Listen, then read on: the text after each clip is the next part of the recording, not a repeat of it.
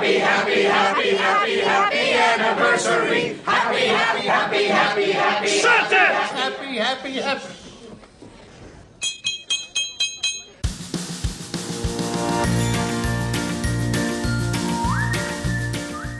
Hi there, and welcome to Baseball by Design. I am SportsLogos.net minor league baseball correspondent Paul Caputo, broadcasting live for the 100th time from the Sundae Helmet Hall of Fame in my basement in Fort Collins, Colorado.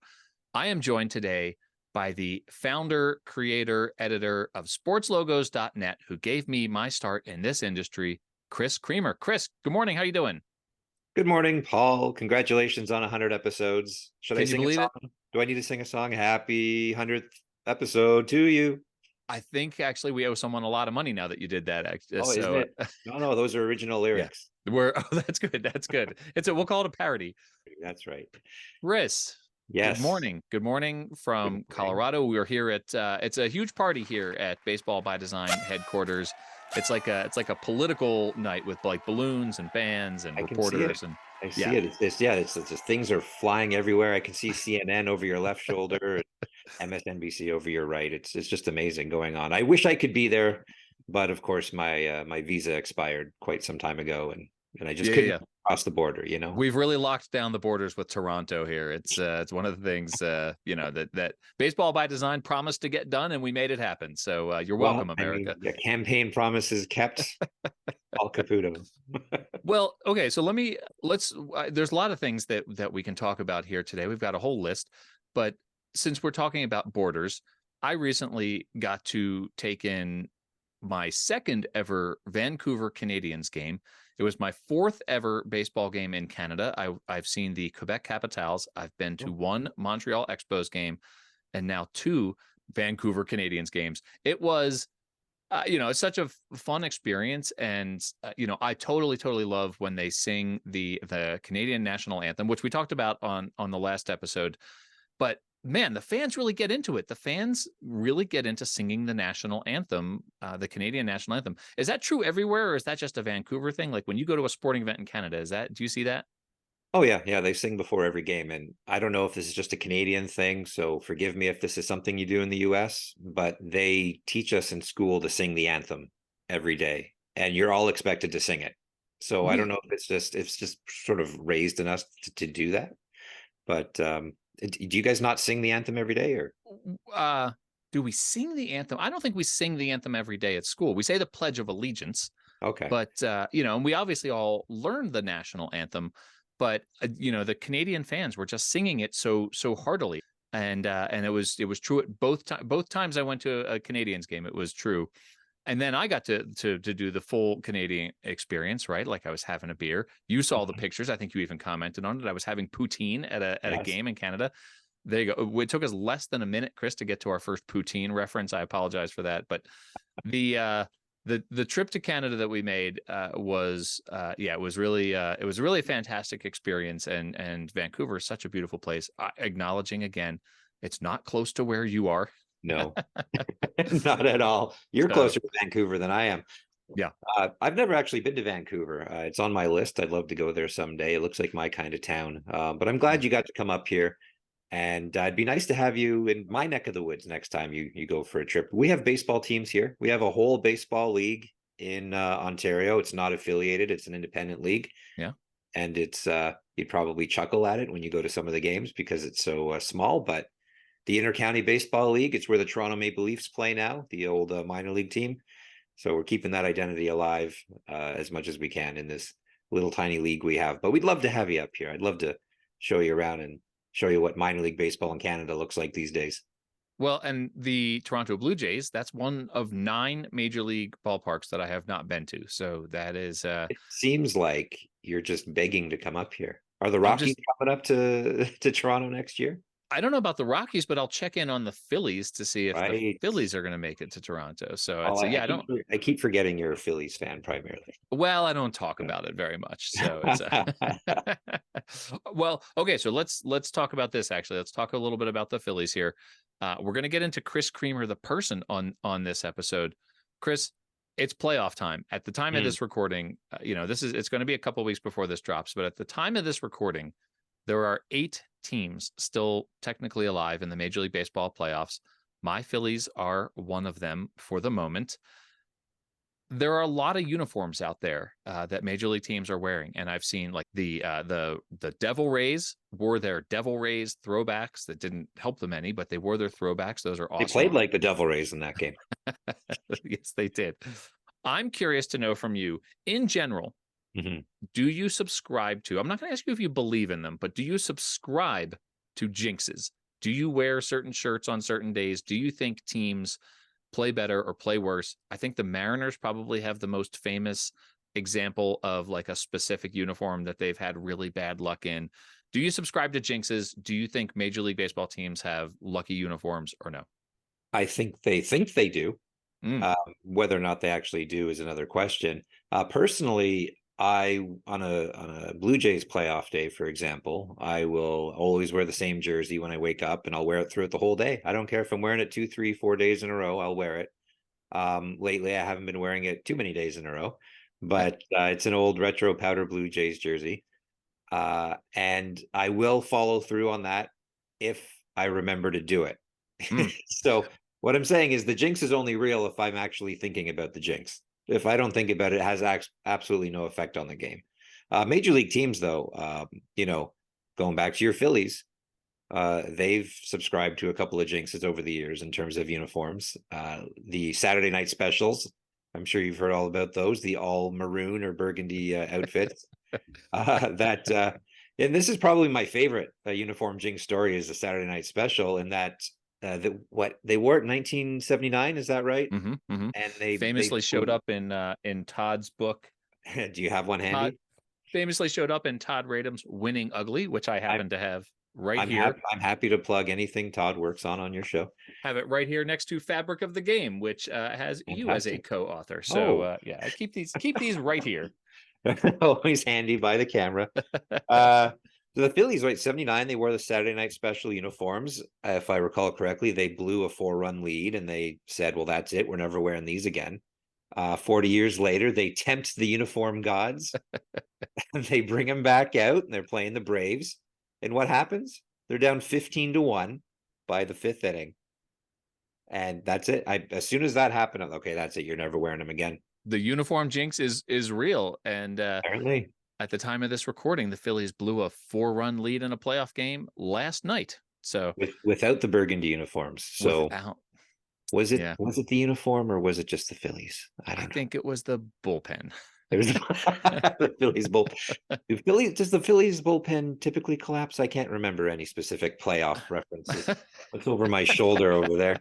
And now, so that took us 8 minutes to get into the first Joe Carter taunting. So that's I can't help myself. Paul and Todd will back up my story on this. He and I were hanging out in Philadelphia back in May. He was taking me to when the Jays were in Philadelphia back then. And he and I got into an Uber or a Lyft or one of those ride-sharing cars, and the driver sees my Jays cap, and he goes, "Oh man, Joe Carter, Joe Carter. Oh man, I was in tears that night." And I turned to Todd and I was like, "Yeah, I was in tears that night too." He stops the car, pulls over, turns around, and goes, "We got jokes, do we?" No, we don't have jokes. Everything's fine. Let's go to the ball game. Your Philly accent is spot on, Chris. I hate to interrupt. Jokes, do we? Sorry, Chris. I hate to interrupt, but in honor of the 100th episode, we have some celebrities calling in, and so we're going to our first celebrity call right now. I can't believe who this is. Hi, Paul. This is former Rookie of the Year and NL MVP, Philadelphia Phillies first baseman and postseason hero Bryce Harper. Just calling to say congratulations on your 100th episode. This is not a clown podcast, bro. Wow, what a call. That was amazing. I can't believe Bryce Harper, a day after his bullpen blew a 4-run lead. I know. He's calling into this show. Well, I mean, hey, good for him, though. He knows who the real stars are. He loves the fans. He loves the fans. Absolutely. Let's stay on Major League Baseball here. One of the things that I find really appalling about this Phillies-Braves series that's going on right now, the Quickcrete ads on the sleeves for the Braves. What do we do? I mean, I understand that you're going to have ads on sports uniforms, that's coming, but like the bright yellow Quickcrete ad is like a really particularly egregious example of like just an ad that just is awful and does not fit. Is there a way to force these ads to comply to a certain color palette? Are we just doomed for baseball to look like NASCAR? I would hope Major League Baseball would step in here and say, look, we're allowing you to put ads on uniforms, but at least make them look good to the uniforms, right? Like your visual identity, your brand, that's all part of the package, which makes you look major league. And sticking a big giant ad on your sleeve that doesn't match the uniform at all is not very major league to me. It looks very minor league-ish. It doesn't look professional whatsoever. The Braves with their big giant yellow ad, my Blue Jays again with their big neon green square that they wear on their sleeves now, which is, don't get me started. I did get you started. That was the whole point of the question. You and Bryce Harper. But the Mets, I feel like the Mets, somebody like turned on a light switch in the front office there. When they saw what their ad was going to look like on their uniform, they actually listened to their fans and said, okay, we're completely redesigning this. Wow. They turned the color scheme to Mets colors and put it back out on the field. And, it's still an ad, it's still there, but it's not quite as jarring or minor league-ish, not to use that as an offensive term on your particular program, but it works. It works a lot better. The Cardinals did something similar where they actually changed the background of the patch to match, like the cream uniforms have the cream patch on it, and it can be done. I don't know why it's not being done more often. But these teams, they're not making that much money off these ads relative to their revenues, right? We're talking maybe $3-4 million a year, which would be life-changing for a fellow like me. Right. What's $3 to $4 million a year to a baseball team is, let's increase the price of a hot dog by 50 cents. Right. Let's add a 50-cent no uniform ad fee to every ticket. There's your $3 to $4 million a year. And you don't have a uniform ad. I don't think people would mind paying an extra 50 cents per ticket in order to have a clean uniform sleeve. But that's just that would be an interesting poll to take, actually. Like, would you pay 50 cents so that these impoverished baseball teams don't have to have advertising on their sleeves? The funny thing about that is, and Todd Radom and I, speaking of Todd, we have kind of joked about this on Twitter a little bit. Todd is now very famously a Philadelphia resident, and he's embracing Philadelphia-dom the way Bryce Harper has embraced Philadelphia-dom, right? Like, I don't know if he's wearing like the Fanatic bandana and socks the way that Harper does, but he's really getting into the Philly-dom. So when he talks about the Phillies someday having ads on their uniforms, which I think is kind of inevitable, right? Yep. He talks about like Wawa, Tasty Cake, some, Pennsylvania Dutch Birch Beer, whatever, some like uniquely, maybe Yingling, some uniquely like Philadelphia thing that actually would maybe even enhance the brand a little bit rather than just being just an awful detraction. This Quickcrete one, and maybe it's just because I find the Braves just objectionable as a baseball team, this Quickcrete one is really particularly bad in my mind. And, you're not up for the big yellow sack of concrete. That's not doing it for you. It's just like, it's so bright. And it's like, I understand that you're supposed to do that with like, it's like they designed the ad like it was one of those flyers in the airport, trifold brochure case where you're trying to like compete with all the other trifold brochures. And it's like, let's make it the brightest color and the boldest font so that everyone sees ours first. And, and that's what they put on the left shoulder of the Atlanta Braves pitchers. Oh, it's terrible. But it's inevitable. It's going to happen. It's happening. Yeah. But if it is going to happen, I hope they all do it like the Cardinals and the Mets have done, and actually make them blend in with the uniform, make it look like it's part of the uniform, not quite as big of a deal. The Padres, they recolored nicely, but they made the uniform so bloody gigantic, or the patch so gigantic, that it kind of takes away from it. Chris, let's go back to the phones. We got another call coming in. Really? Okay, let's go. Hi, Paul. This is noted actor and filmmaker Tom Hanks. You may remember me from such films as The Man with One Red Shoe, Castaway, and Toy Story 1 through 4. I would put your accomplishment of 100 podcast episodes right up there with my 2 consecutive Best Actor Academy Awards, as well as my American Film Institute Lifetime Achievement Award and Presidential Medal of Freedom. Congratulations to both of us. Wow, Tom Hanks. Can you believe it? Tom Hanks. What's Speaking your of favorite? Philadelphia, Speaking of Philadelphia, Tom Hanks. Philadelphia, Tom Hanks calls in. That You guy. can ask what my favorite Tom Hanks movie is? I was going to ask you what your favorite Tom Hanks movie was. Oh man, there's so many. Well, you know what? I like Catch Me If You Can. I love that film where he's Mhm. chasing Leo through all over the world, and the fact that it's back in the 50s and 60s and that sort of stuff. Yeah, I really like that movie. But Tom Hanks, I mean, never a clunker with that guy. That's true. That's true. I Get would say after it. my favorite. It's not a movie. I would say Bosom Buddies. But hey, okay, a little before my time, but that's okay. Oh yeah, that's right. I'm older than you. I sometimes forget that. I didn't want to say anything, but we all thought it. Yeah. Well, I was a fully formed grown up when Joe Carter hit that home run. I don't know if that's true. I was in college actually. So And in tears. Probably. we We were all crying that night. there was a guy we were watching it in my dorm room on like a 13-inch television, and there was there were like 8 people there. I was the only active Phillies fan. Most everyone was just an interested observer. But I remember there was this one guy, Zach. I was a junior, he was a freshman, and Joe Carter comes up and he actually says out loud, he's like, Joe Carter, speaking of jinxes, Joe Carter, there's a guy who could hit a home run. Do you talk to that guy anymore? No, I haven't talked to him in years, actually. I think not since October 25th, 1993. Coincidentally enough, I do like, so from my point of view, I was watching that game in the basement of my house. I was 11. I remember my dad was on one side of the room and I was on the other. I was shooting balls against the wall because I'm Canadian, the hockey stick. And I just remember I looked over at the TV and I said, home run, and they win it. And they hit it out. But then I spent the rest of the night hyperventilating. Oh, no kidding. I was like so for excited. real, like it was so exciting, Yeah. even though they had already won the year before. Yeah, well, this one was a little more exciting. It was at home. It was, with the fireworks and everything.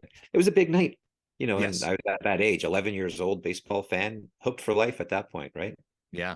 I Very was 7 when the impressionable Phillies won in 1980. Do you remember it all? Yes. Though I was actually not allowed to stay up for the ending of all of the games. And so, still a point of contention. My parents did not realize it was going to be 28 years before the Phillies won another World Series. So. It's key to bring that up as often as possible. They reran it, I remember, on like PBS, and and I was allowed to stay up and watch it on PBS when they reran it. And I think my dad in particular regrets that. He and I went to a game in 1993 when the Phillies played the Braves in the World Series. The Phillies lost that game. I'm sorry, not in the World Series, in the National League Championship Series. The Phillies lost that game 14-3. They were losing 2-0 before we even got to our seats. And we were up in literally the 700 level of Veterans Stadium, which is, you might as well just be listening on the radio at that point. And it was a pretty miserable experience. And it was one of those series. The Phillies won the series 4-2, but they got outscored by like 10 runs because the losses were huge blowouts. Yeah. Well, if you're gonna lose big, right? Yeah. Give it all up in one game, and then and then move on. But speaking of life experience and old baseball experiences, I mentioned that I was in Canada, got to go see the Vancouver Canadians. That was part of my Baseball Palooza road trip. Have you taken any big baseball road trips in your lifetime with friends or family? Yeah, sure. Quite a few. I haven't done the multi-stop trips, but I've gone on trips for baseball. Okay. The first one I can remember is, I think I was 9 years old, just turned 9. My dad grabbed my brother and I and drove up the 401 to Montreal, where we saw the Expos play the Astros back when Houston was still wearing their rainbow striped on the sleeves, not the big ones. This was back in 91. All right. And sorry, is there a phone call coming in? No, not yet. No, I'm expecting another one soon, though. Okay. So went to Olympic Stadium, my first National League game. I remember being excited about that. And the roof was not on Olympic Stadium for that month. They were doing like renovations or something. So the stadium was topless for that month. And there was a rain delay. So I got to go to a rain delay at Olympic Stadium in 1991. I remember sitting out in the concourse, eating a hot dog out of a styrofoam container, waiting for the game to start up. And it didn't come back on until after midnight. And Kurt Schilling came in as a rookie in relief for Houston. My dad tells me Larry Walker smoked a home run to the upper deck. I don't really remember that.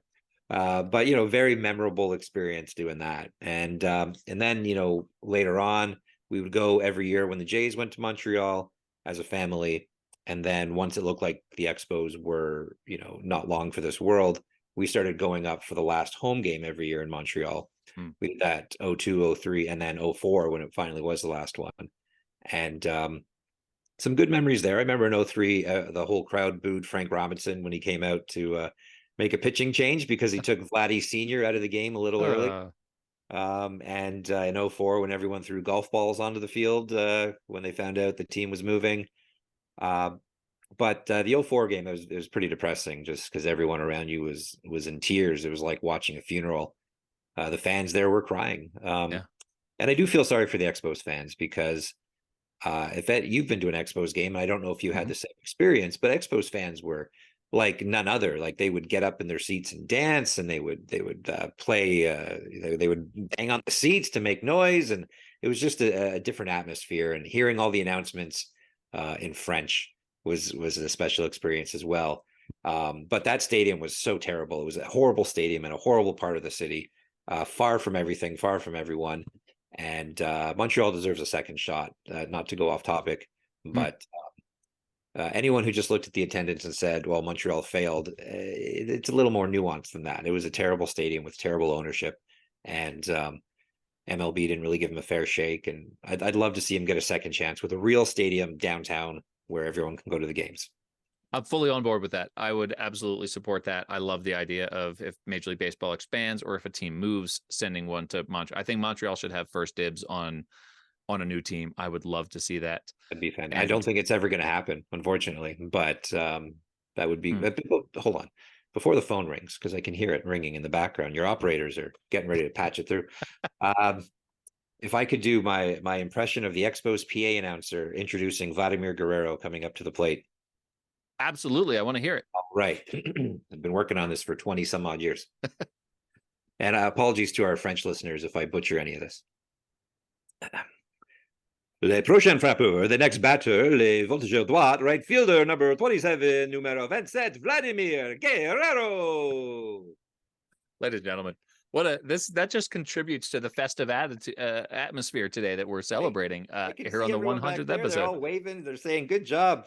CNN loved that. CNN went live to that. They ran subtitles under the French portion of it. That one of the main ways I have used my French major, which was my college major, was French. One of the main ways I used that was when I tried to move to Montreal in 2001. I did not have a TV service that allowed me to watch the World Series. And so I listened to the Yankees Diamondbacks 2001 World Series in French on the radio. And so, so words like circuit and frappeur and all that, like it was Luis Gonzalez, le gagnant frappeur pour les séries mondiales, les Diamondbacks de Arizona. Chris, you're right. The phone. I was going to say quickly before you pick up the phone, that speaks to the problem of baseball in Montreal as well, right? You couldn't even watch the World Series on TV. No, I couldn't watch it on TV. I had to watch. I was watching repeats of news radio instead, and then I had right. Yeah, it was a pretty good show. Okay, but this phone has been ringing and ringing and ringing. Here we go. Get to it. Hey, Paul, this is popular musician Justin Timberlake, and I can't stop the feeling that 100 episodes is a pretty big deal, and I would cry me a river if I didn't have Baseball by Design in my podcast queue every Tuesday morning. Chris, I got to be honest. Justin Timberlake is calling all the time. It gets a little bit tiresome, actually. So, I mean, come on. He's too busy planning that NSYNC reunion. He should be leaving you alone. He should be leaving me alone. He should know that this is the 100th episode. We got things to talk about. So come on, Justin. Let's go. Justin. Okay. Well, anyway, thanks, Justin. I appreciate the sentiment, I guess. Whatever, Justin. Hey, speaking of minor league baseball, minor league baseball very Are we recently. talking about minor league baseball? Well, I guess it's technically the subject matter of this podcast All is minor league baseball. Speaking in So, general of minor league baseball. what if I give myself a new segue there? I'll say getting back to minor league baseball. I mean, all of this stays in, none of that gets edited out, but Way. getting back to minor league baseball, the minor league baseball just recently unveiled a brand new league-wide or minor league baseball for the 120 affiliated teams, a new logo, which you covered extensively on sportslogos.net. I don't want to prejudice you with my questions. I'm sure you formulated your own opinions. What do you think? Well, it's a little disappointing, right? Hmm. It's got to be. There's no way you can look at that and get excited about the new minor league baseball logo. Right. With all apologies to whoever designed it. I'm not sure who did, but you know what you did. And you can't help it. You were told what to do and you did what you were told. So don't feel bad. That was intense. I wish the listeners could see the look in your eye when you said, you know what you did. I went from staring at your picture to staring directly into the camera because it was serious. To me, minor league baseball is fun. Minor league baseball is chill. It's a place where people go to watch the game, but it's not the end of the world if your team loses. I like to go and relax and just enjoy baseball. When I see the Major League Baseball logo, I do not feel relaxed. I do not feel like I can just chill and unwind. I feel like this is super serious baseball, that every pitch matters. And if my team loses, I'm very upset. It feels a little corporate-y to me. Mm-hmm. Minor League Baseball, again, is supposed to be fun and relaxed. Now it feels very corporate, serious. This is real baseball, which, okay, yes, it is, but it feels cold, and it doesn't help that the color scheme is blue and slightly different blue. It's a very cold corporate logo for a league that is supposed to be fun and carefree and whatever. Why did they have to use the same batter? Why couldn't they use the minor league batter? Why did they move the batter forward a step towards the pitcher? I don't understand that. Now it just looks off center. Was it change for the sake of change here? We just wanted to look a little different from the Major League logo. Now it looks off balance. Why couldn't they arc the 4 stars over the batter like they did with the previous minor league baseball logos instead of stacking them on the side? I don't like any of it. Yes, it's a better designed logo than the previous logo, but for what it's representing and what it already has represented, it doesn't work for minor league baseball, in my opinion. And as a fan of logos, I like unique logos. So give me a unique logo. That just rehashing the same one over and over again. Let's try marketing speak. You're diluting your brand, Major League Baseball, by applying your logo to another league. Well, all of that, yes. And as someone, you and I both cover minor league baseball on sportslogos.net. I contribute to the website by writing about minor league baseball.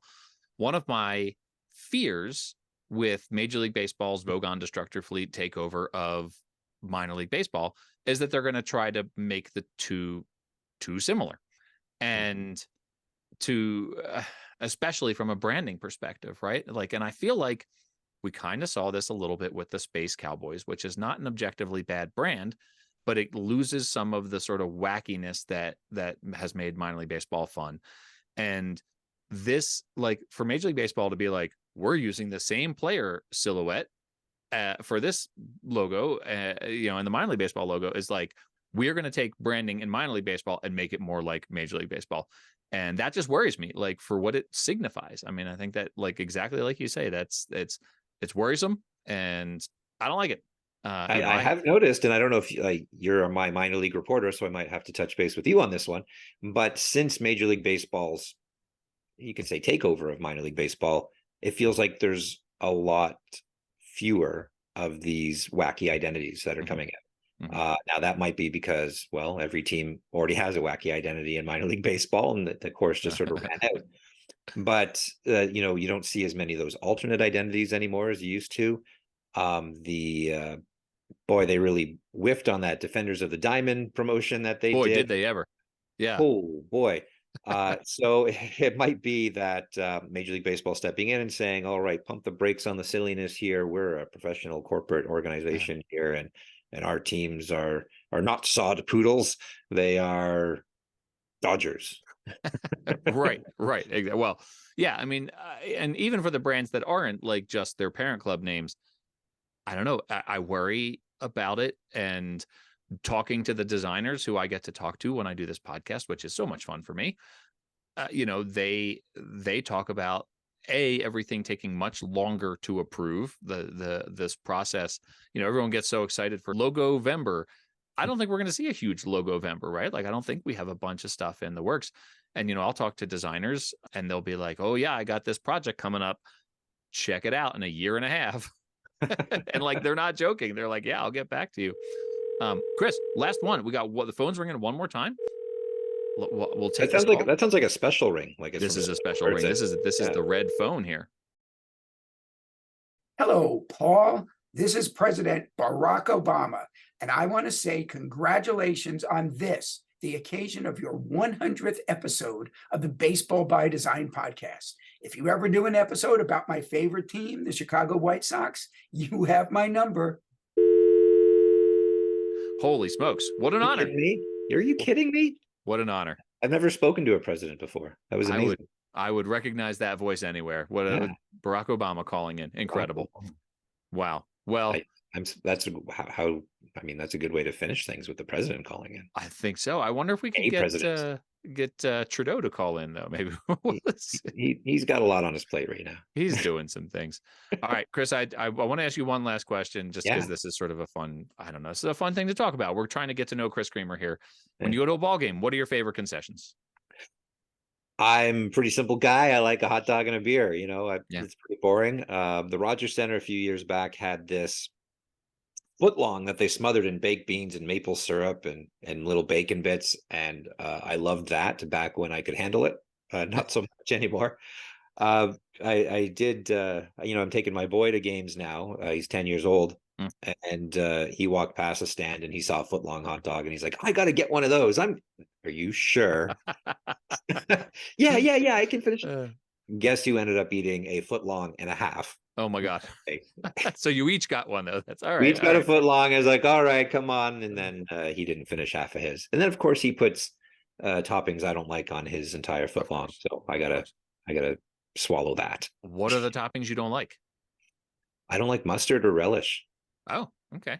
No judgment. This is a judgment-free zone. It's a judgment-free zone. I don't really. In Chicago, they're going to hate me, but I love ketchup on a hot dog. Oh boy. Okay. Now we're getting into some controversy. Okay. Sorry, Chicago. Yeah. It's all right. They'll be okay. They'll get over it. I mean, they put actual tomato slices on their hot dogs, so like they can't complain about ketchup that much, ketchup. Right? It's just ketchup, deconstructed ketchup, or reconstructed ketchup. Sorry. Pre-constructed ketchup, maybe. Pre-constructed ketchup. That's right. Chicagoans love pre-constructed ketchup on their hot dogs. I might angry letters after that. Yeah, I'm just gonna take that little snippet of audio and use it to promote this episode. It's the truth. Live with it.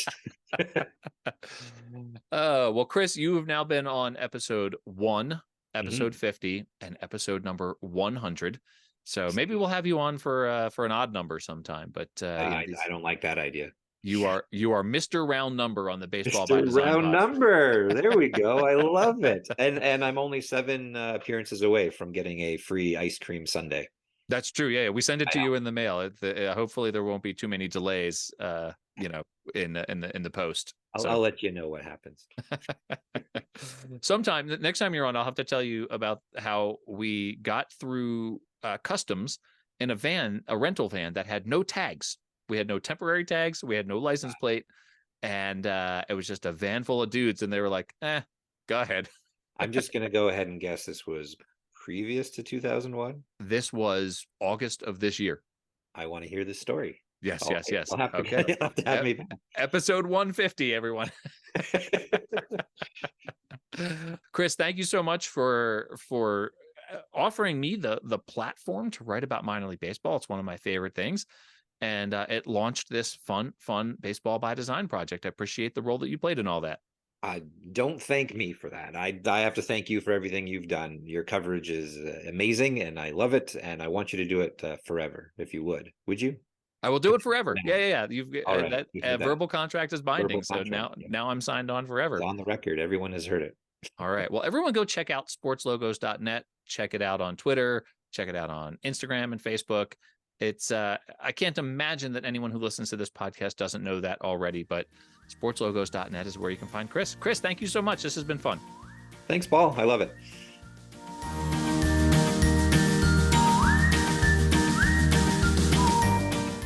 All right, everyone, welcome back to Party Central. We are partying deep into the night here in the recording studios of Baseball by Design. So glad to be joined once again, as always, now for the 40th time in a row for Studio Simon Stumpers, my good friend, Dan Simon of Studio Simon. Dan, welcome. Thanks for joining the celebration here, the 100th episode celebration. Thanks for having me. It's an honor to be here for the 100th episode. And you just mentioned, I did not know this was the 40th Studio Simon Stumper, but that means at some point, hopefully, there will be a 100th. And I guess we're going to have a whole episode dedicated to that. It also doesn't count the double stumpers. So this is the 40th installment of Studio Simon Stumpers, but it also doesn't count the many, many times you've been on this podcast. And if I may be sincere for a moment, Dan, this one of the great joys that I've gotten out of doing this podcast now for 100 episodes and for writing for sportslogos.net. We just talked with Chris Creamer, who is the founder and owner of sportslogos.net.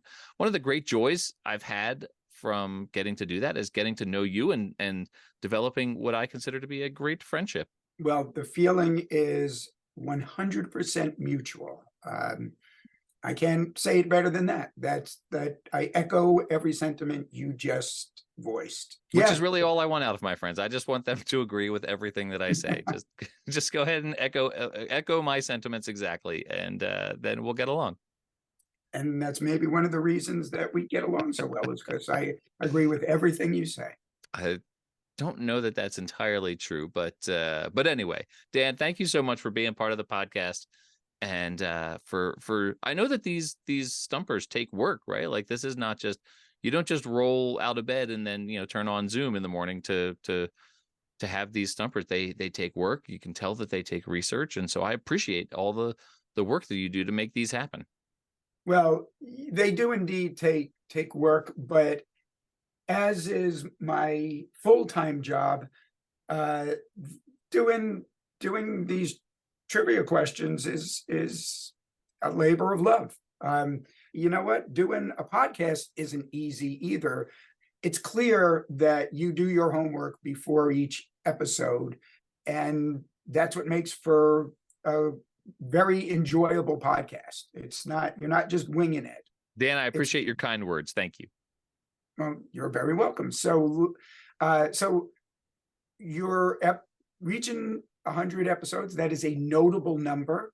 And so let's talk about notable numbers. And you mentioned double stumpers. Today's going to be a double stumper. Right. Why I can't just do one on the 100th episode. We've got to do something a little bit more for this. So here's today's first Studio Simon Stumper. Aside from the number 42, which has been retired across both major and minor league baseball, the Oklahoma City Dodgers have retired only one uniform number. So our first Studio Simon it's my own segment. I can't even pronounce it. I'm just so overwhelmed by this occasion that the balloons, the music, it's all very distracting. I know. Okay, so our first Studio Simon Stumper today asks, which of these former major leaguers has had his number retired by Oklahoma City? Is it A, Johnny Bench, B, Mickey Mantle, or C, my favorite player growing up, Bobby Mercer? I was afraid that you were going to say Joe Carter, because they actually play on Joe Carter Way. I think that the Oklahoma City Dodgers, no? I'm shaking my head no. I know the name of the street they do play on. Not only do I know it's not Joe Carter Way, so now I'm interested to know who does play on Joe Carter Way. Right. Who plays on Joe Carter Way? The Oklahoma City Dodgers. No. No, it's just not true. It's actually not Joe Carter Way, it's Joe Carter Avenue. And I shouldn't have Googled it because it's at the intersection of Joe Carter Avenue and Johnny Bench Way. No, maybe it is, but that's not their address. Their address is neither of those streets. I see. You're right. There's Mickey Mantle Drive. There's Johnny Bench Drive. And then right over here on the side, because I remember this. I remember when I visited, they were the Oklahoma City Redhawks the first time I visited. And then they were the Oklahoma City Dodgers. And both times I remember Joe Carter Avenue taunting me because Joe Carter obviously hit the home run that knocked the Phillies out of the World Series in 1993. Chris Creamer and I discussed Joe Carter briefly in the preceding interview. So I can tell you that when you asked the question, I wondered if the answer was going to be Joe Carter, because I did remember that Joe Carter, I thought it was Joe Carter Way. But since Joe Carter wasn't one of the options, I will tell you, in all sincerity, I wouldn't lie to you, that Mickey Mantle jumped right to mind. And I'm pretty sure that he's from Oklahoma City. But the party mood here at this episode is really soured. You've got a sour look on your face, but I can tell you. I'm actually not. Let me explain the look on my face. We started off this stumper by talking about how I agree with everything you say. I'm actually going to correct you on some things. So, all right. But you haven't yet given your answer. My answer, when you gave me that trio of names, the answer I was going to go with was Mickey Mantle. That would seem like the answer, especially when the stadium address is 2 Mickey Mantle Road or Drive. Again, I'm sorry for not remembering which one that is, but the thing that you stated was you're pretty certain that Mickey Mantle was from Oklahoma City, and that is actually not the case. Johnny Bench and Bobby Mercer were both born in Oklahoma City, but Mickey Mantle, he was born somewhere about 2 hours away, and his nickname was the Commerce Comet, also the Mick. People would call him the Mick, but he was the Commerce Comet because even though he was born in a different city, he grew up in Commerce, Oklahoma. And that's where the name the Commerce Comet comes from. Whereas Johnny Bench and Bobby Mercer were both born in Oklahoma City. So to me, it's interesting that I'm assuming Joe Carter was born in or grew up in Oklahoma City. I'm just assuming that based on the fact that they've got a street there named for him, as they do for Johnny Bench. But it's interesting that they also have a street for Mickey Mantle, born in Oklahoma, but not Oklahoma City specifically. But even though Johnny Bench is the bigger name compared to the other possible answer, Bobby Mercer is the answer to today's Studio Simon Stumper. Wow. And one of the reasons I know this is because I was commissioned by, at the time, the Oklahoma City Redhawks, specifically by the managing partner and part owner at the time, Scott Pruitt, who later was a member of former President Trump's cabinet, and resigned in disgrace. But I can tell you this, from my time working with him, an absolute gentleman who my experiences with him were nothing but positive. So anyway, I'll say that about Scott Pruitt, who hired me to design a logo for featuring. It was either going to feature Bobby Mercer or Bobby Mercer's number, and it was going to be, my understanding was, the first of several, if not many, people honored in this fashion by having their number retired. And it says Oklahoma's own.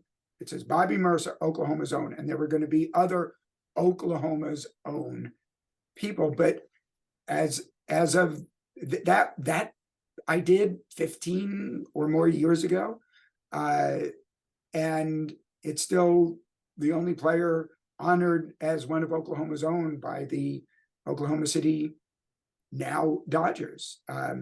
Well, I can tell you, Dan, that of the three names that you gave me, Bobby Mercer would have been my fourth guess after Mickey Mantle, Johnny Bench, Joe Carter, who I would have inserted as an option because I thought that's what it was going to be, and now Bobby Mercer.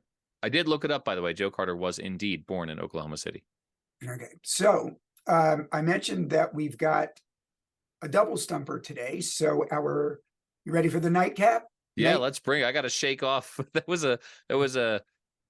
like a 3-error 0 for 4, with 4 strikeouts. I took the collar on that first one there, so I need to shake that off and end the 100th episode on a strong note here.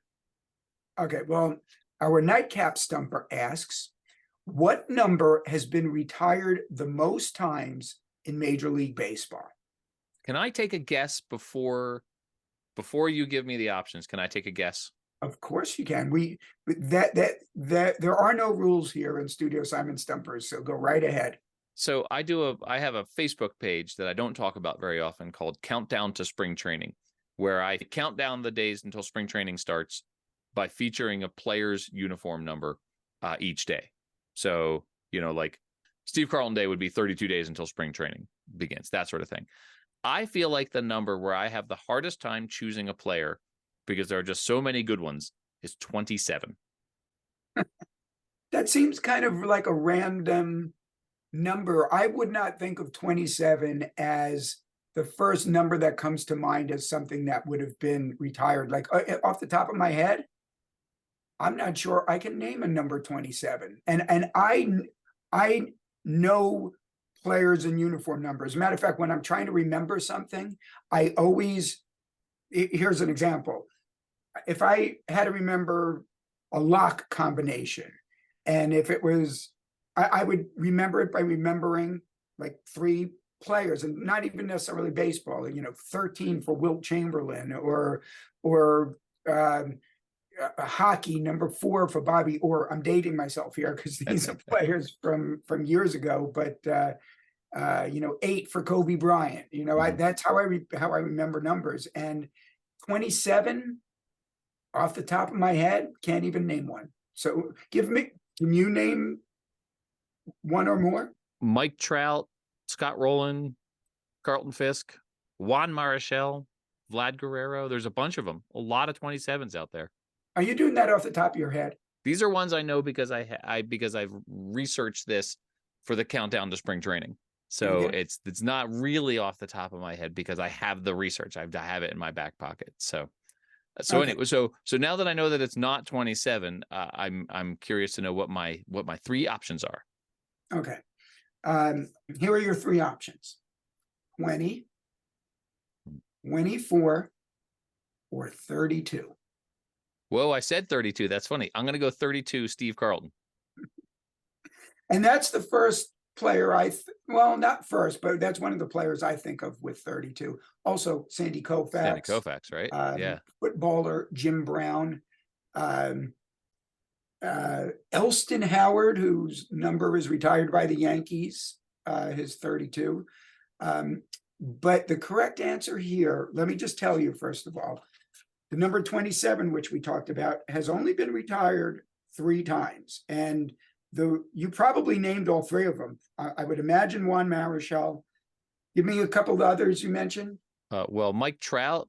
Still playing, so not retired. Right. Scott Rowland, Carlton Fisk. Carlton Fisk, I'm sure, is retired by the Red Sox. Vlad Guerrero. Yeah, probably his is somewhere. So anyway, the correct answer here is 20. It has been retired 12 times. Wow. But there's kind of a caveat there. 3 of those times are for one player from whose number was retired by different teams. Frank Robinson has had his number retired by his first team, the Cincinnati Reds, his second team, the Baltimore Orioles, and the team for which he became the first African American to manage a Major League Baseball team, the Cleveland Indians. And so, and by the way, when he was the manager of the Cleveland Indians, he was a player manager. And in his very first at bat as the player manager, I think he inserted himself as a pinch hitter. He hit a home run. So, it was a good move. It was a good managerial move on his part. And so the number that has been retired the second most times is the number 10, which has been retired coincidentally 10 times. And interestingly, 4 of those times, speaking of managers, 4 of those number 10s were managers. Tony La Russa by the St. Louis Cardinals, Sparky Anderson by the Cincinnati Reds, Dick Hauser by the Kansas City Royals, and Tom Kelly by the Minnesota Twins. And with regard also to the number 10 being retired 10 times, one team, the Montreal Expos, retired the number 10 for 2 different players. Oh. Rusty Staub and Andre Dawson, I guess it's Andre Dawson. So, and here's another notable number in addition to the 100th episode being notable. The highest number retired for a player, his name was mentioned earlier by you, is Carlton Fisk's 72. Now, you mentioned him as a 27. He was number 27 for the Red Sox. He then was traded to, I don't think he was traded, probably signed as a free agent by the Chicago White Sox. And somebody, I can't tell you off the top of my head, either was currently wearing number 27 for the team, or maybe they retired that for somebody. So it was not available for him. So he just switched those numbers around and wore number 72 for the White Sox. And so his number is retired by the White Sox. I have a very distinct memory of him wearing those White Sox uniforms where they had the uniform number on the pant leg. One of the other sort of interesting things that's happened with uniform numbers is during the COVID year, a lot of players got called up from the minors just over the course of the year because, there were teams that would have outbreaks or exposure, and then they would have to call up players. And at one point I remember like half the Marlins team was called up from the minors, and it took until 2020, but every double-digit uniform number was used in Major League Baseball. And so now every single double-digit number has been worn in a Major League Baseball game. Wow, that is an interesting thing. And you also pointed out another interesting thing. The White Sox during the 70s wore a uniform that had pants with the number on the front of the pants, like on the thigh. But that was not the first team to do that. The Houston Astros, when they had what was referred to as their Tequila Sunrise uniform, which had stripes from the waist up to the chest, and because of those stripes, arguably there was no place on the front of the uniform for what we call in the sports branding business the TV number, the number on the front of a jersey. But I say that arguably because on the back, those stripes went around the uniform. They were on the back too. And there was a circle, a white circle, might have been black, I don't remember off the top of my head, in which over those stripes, in which the number was located. So that's how they handled the back. They could have done that on the front as well, but they didn't. Instead, they put it on the pant leg. So it's been done twice in Major League Baseball history. I don't think any other team has done it. And I think that's something we need to bring back. I love that idea. I design a lot of uniforms, not so much in the major leagues. I've done some in the majors, but certainly in minor league baseball. And I never thought to bring back numbers on the pants, but why not numbers on the butt? Numbers on the butt, which I think should be the title of this episode. Numbers on the butt. Some team did something on the butt of the pants. You might, if when I bring this up, you might remember. It's like But Crabzilla. yes, there you go. That's exactly what I was thinking of. Yeah. What? Let's give a shout out to them. What team was that? It was the Pensacola Blue Wahoos. They did their Crabzilla uniform based on a sandwich. What a way to end the 100th episode by talking on numbers of butts of uniforms. Dan, thank you so much for being a part of the big celebration here. And as always, we'll see you next week. Congratulations again on your 100th episode. Looking forward to seeing you for episode 101.